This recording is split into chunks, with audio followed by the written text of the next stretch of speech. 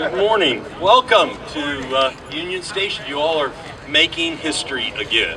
And we wanted the historic Union Station clock to chime and welcome all of you as we begin a new history at Union Station. As we take a moment and rededicate this area, we also want to rededicate the historic clock. As you know, many of you, this clock was created in the early 1800s, and it was downtown for many years.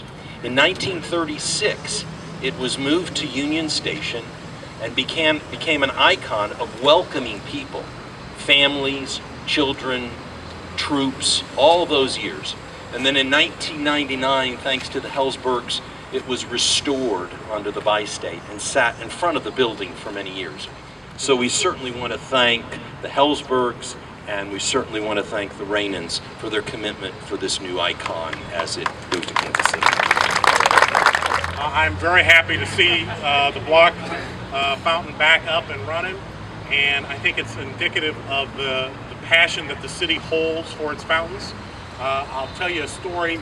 This fountain and my oldest daughter are roughly the same age, and this fountain will always have a special place in my heart because my daughter was a colicky kid. She's now a colicky teenager, but she was a very colicky kid who would not sleep through the night. So when I would get home from work, my wife would hand me my child and say, "You deal with her."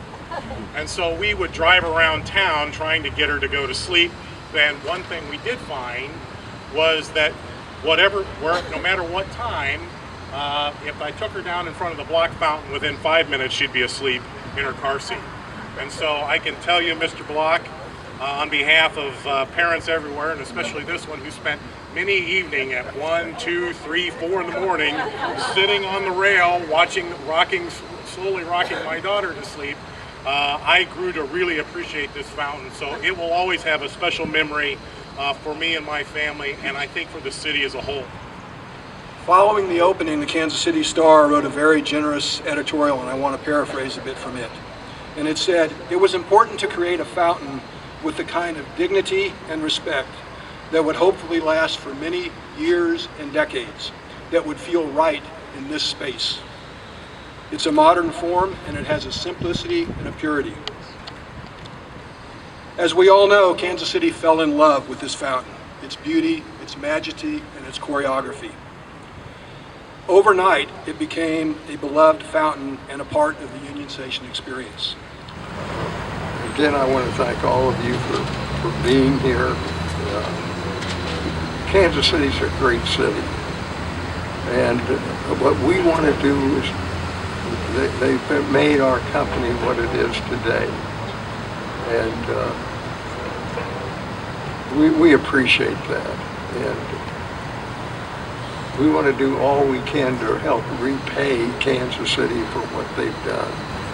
The family is going to join. We have a little surprise that we'll unveil when we get Mr. Bloch over there, and that's how we'll turn it on.